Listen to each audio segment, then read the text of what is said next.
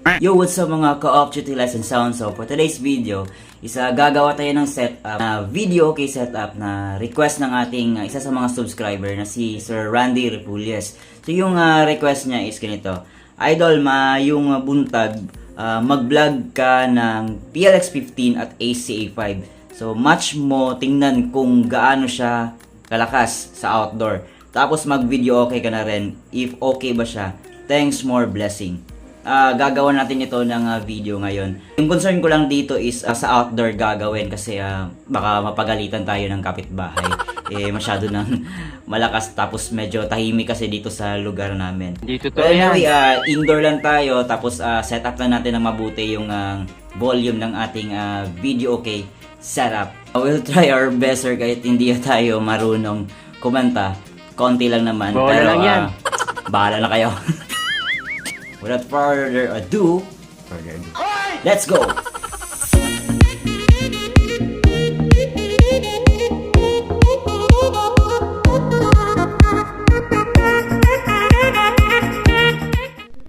Alright, Sir Randy. So, ito yung setup natin sa video okay setup na request mo. So, ganito ko mag-setup. So, before anything else, tingnan muna natin yung setup ng amplifier mismo. Yung sa likod niya, kung ano yung naging settings ko dun.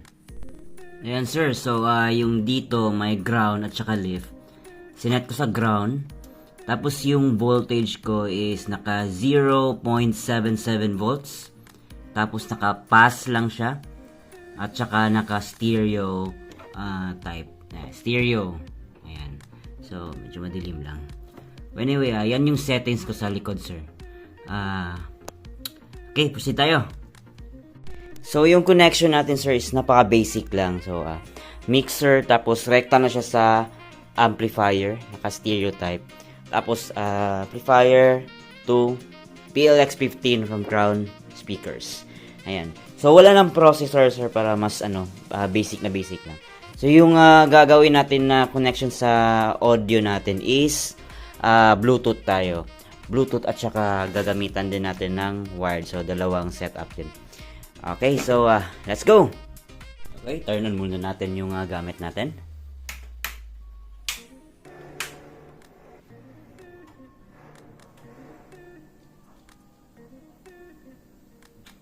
So ayan sir, sinagad ko na yung volume ng ating LX20 kasi 350 watts RMS naman yan, tapos naka 1200 watts PMPO yung speakers natin, so goods na din. So let's go.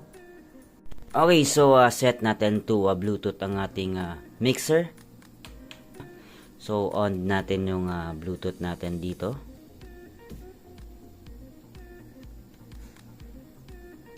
Yun. So connected na tayo, sir. Okay, so sa setting ng ating mixer, lagay ko sa 0 dB. And kung may naririnig tayo na hazing, mawawala din naman yan kung magtatap tayo ng grounding. Usually yung ginagawa ko is nagtatap ako kahit saan, kahit dito sa auxiliary, sa phones, tapos nakaumbok sa lupa yung dulo. Ayun, para mawala yung medyo hissing, yung parang ganun sir. Ayun. Well, anyway, usually ganun talaga pag naka-full yung amplifier ko, may hissing talaga. Anyway, sa susunod na topic i-discuss natin yun. Anyway, sa settings muna tayo ng ating mixer. So, naka-full tayo dito or naka-unity gain. Ayan. Tapos, yung Bluetooth natin, adjust lang natin mamaya. So, ito sir, ito yung sinasabi ko na naka-flat lang yung 7-band natin na graphic equalizer dito sa mixer. Tapos, naka 12 o'clock lang tayo sa high and low ng ating Bluetooth. Ayan. Tapos, maglagay tayo ng konting effects. Naka-unity gain din. Tapos, yung sa microphone natin. So, ito, magsa-sound check muna ako. Yung tamang timpla para sa akin. Kasi kanya-kanyang timpla din naman tong microphone. Depende sa kung sino yung kumakanta o yung gagamit nitong microphone. So, hanapin ko lang yung tamang timpla na para sa akin. Alright? Hello, check, testing, check, check. Hello, check. Testing. Check. Hello. Check. Testing. Check. Hello. Check. Testing. Check. Mic. Check. So, yun sir. Di ko na sinagad dito sa 0 dB. Yung microphone kasi masyado nang malakas. So, yung aking setting pa sa akin kasi pag kumakanta ako medyo ma-bass kasi. So, yung low ko is kinat ko. Tapos yung high ko siguro mga 1 o'clock. Tapos yung mid ko is 1 o'clock din. Yung low ko lang is kinat ko ng hanggang 11 o'clock. So yung gain natin is nakababa lang talaga todo. Kasi prone to feedback na din, sir. Kasi masyado tayong malapit sa speakers.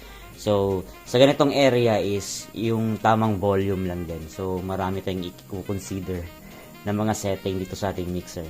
Well, anyway, ito lang muna yung volume ko sa ngayon. Alright? So, magbe-video okay na tayo. Sana hindi ma-copyright. Alright.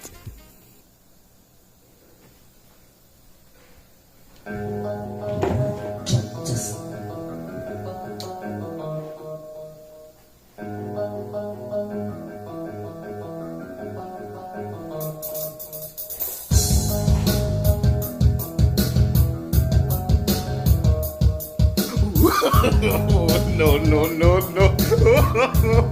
Kaya pasensya na kung may pagtingin ako sa iyo. Di mapigilan, bulong ng damdamin, sisigaw ko para mapansin mo. Sindi mo naman ko. I hope that you're listening, 'cause it's true. Oh baby, before I let you go, I want to say I love you.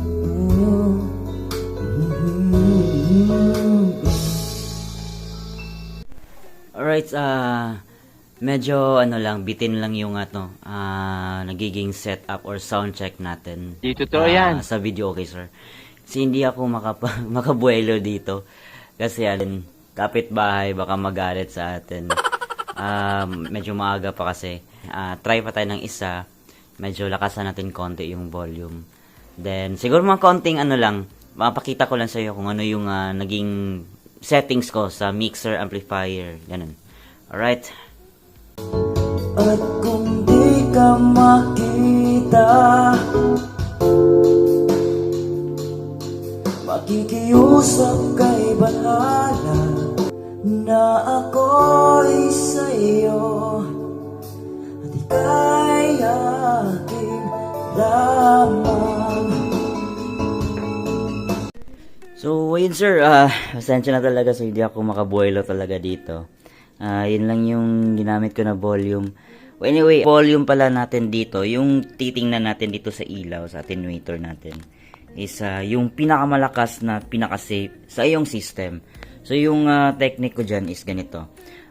First is, i-off ko muna tong ating amplifier. Ayan. Tapos, magpapatugtog tayo dito sa ating karaoke. Okay, ganun. Oh, wait lang. Ayan. So, magbibigay tayo ng volume dito sa ating Bluetooth. Ayan. Ayan. Napapansin nyo, sir, so as long as na hanggang dito lang tayo sa 0 dB, pwede pa yan. Yan ang yung pinakamalakas na pinaka-safe. So, dito sa akin is hanggang nasa minus 20 dB. So, try natin na paabutin ng hanggang 0 dB, sir. Ayan, so ginamitan ko na ng wired yung cellphone natin. Kasi kung sa Bluetooth lang, hindi na niya kaya. Kasi walang gain tong sa Bluetooth natin. So dito tayo sa channel, sa 12 channel kasi may gain to. Ayan. So try natin. So naka-off pa rin yung volume natin sa amplifier. So hanapin lang natin yung 0 dB dito. Yung pinakamalakas na pinaka-safe. Alright.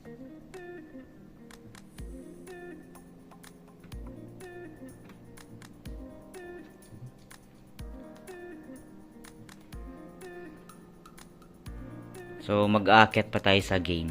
Kasi hindi pa naman umabot eh.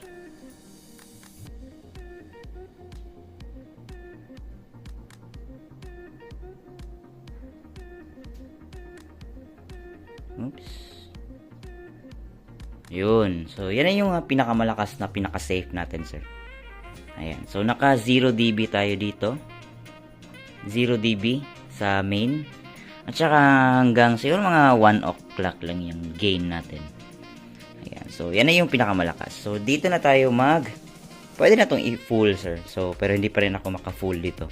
Kasi masyadong malakas na. Kahit konti lang. Lagyan natin ng konti. Yan o. Yan. Ayan. So, mga 1/4 pa lang yan, sir.